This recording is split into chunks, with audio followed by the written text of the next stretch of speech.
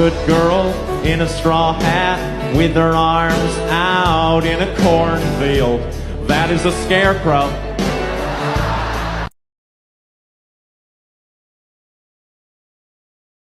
We don't fuck with that. Hey, we don't fuck with that. We don't fuck with that.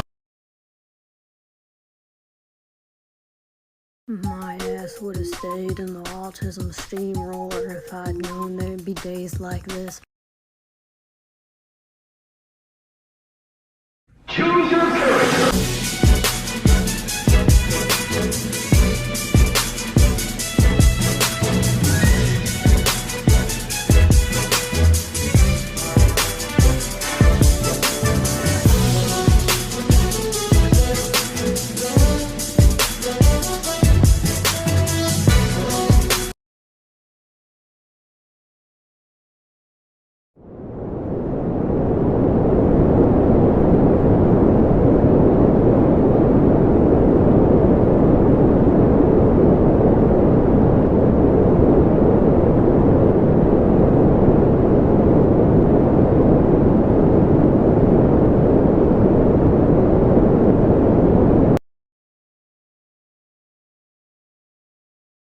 5 more signs of sensory processing disorder that I commonly see in my practice as a pediatric OT.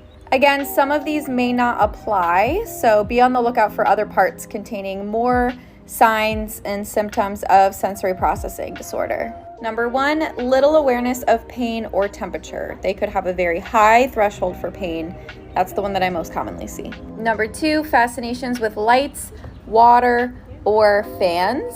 Number 3, hand flapping or repetitive movements. Number 4, obsessions with spinning items like wheels on trains or cars. And number 5, lining objects up repetitively, so as if they're not functionally playing with something, instead they're just lining it up. If your child has some of these signs that are significantly impacting their function or their participation in their daily life and routines, you should consult with a pediatric OT specializing in sensory processing. To anyone that has a disability or disorder, what's the worst thing a teacher's ever said about it? Oh, it's my time to shine. So I have a sensory processing disorder, and some certain sounds and feelings really skeeve me out. Like I can't do wet hair, I can't do metal on my skin, and I really can't do like people talking in ASMR. And one of my classes is fully on Zoom, and my teacher kind of like whispers into the mic sometimes as like a joke to be funny. And of course he didn't know. So I emailed him and I was like, I know this seems like insignificant, but I was wondering if you could refrain from doing ASMR in class as a joke, just because it personally like bothers me. And I explained to him my condition, and he didn't respond to it, so I didn't know if he saw it or not. So then in the chat at the end of class one day, I was like, hey, did you see my email? And he was like, Mia, can you actually stay in a breakout room with me after class? I was like, okay. And in that breakout room, he goes, I just don't think it's fair what you're asking me, and I do think you're being a little oversensitive right now. Huh? This video triggers so many like sensory issues for me. I have it muted right now. I am never gonna listen to this sound again. It makes me literally want to jump off a bridge. It is horrible. I don't know how people find that satisfying. It makes my skin crawl and want to tear myself inside out. Oh, stop brushing my hair.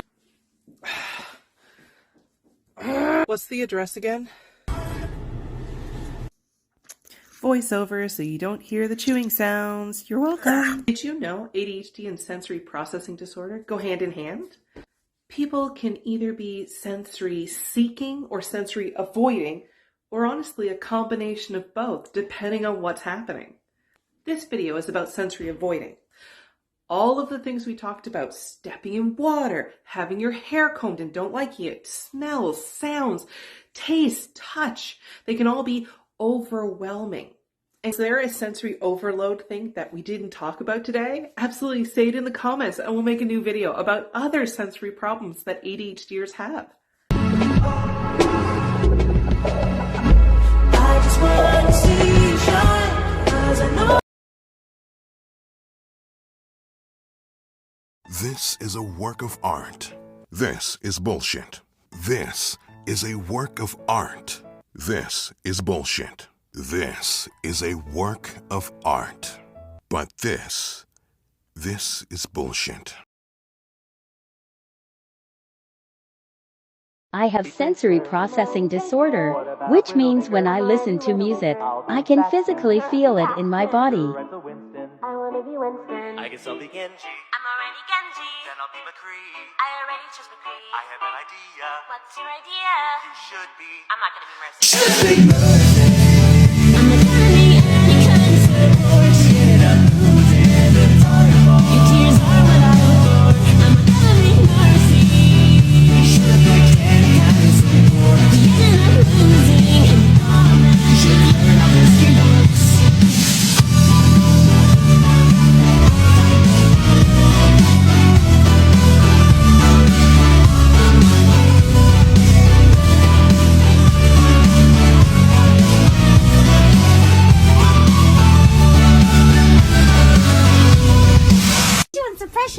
Sensory pressure. How does that feel?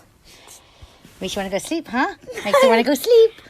Makes you want to go sleepies. You feel like a little bubba wrapped up in a cocoon. I'm going to lick your face. What? Move your ass. Cause when a heart breaks, no, it don't break even. No. What am I supposed to do?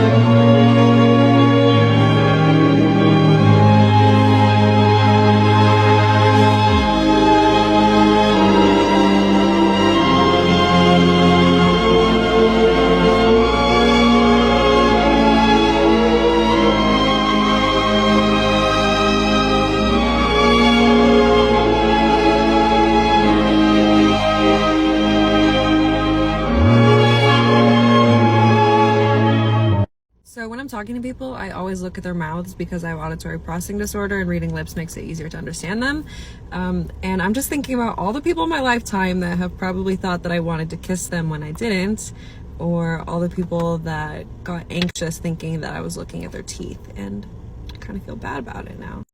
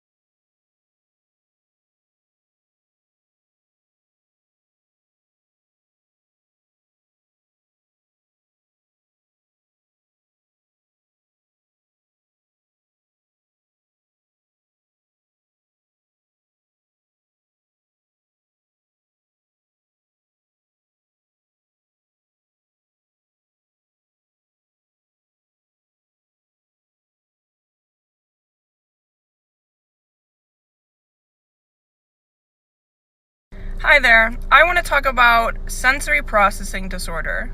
There are 3 subtypes of sensory processing disorder: sensory modulation disorder, sensory-based motor disorder, and sensory discrimination disorder. Most of the time, when people are talking about SPD, they're talking about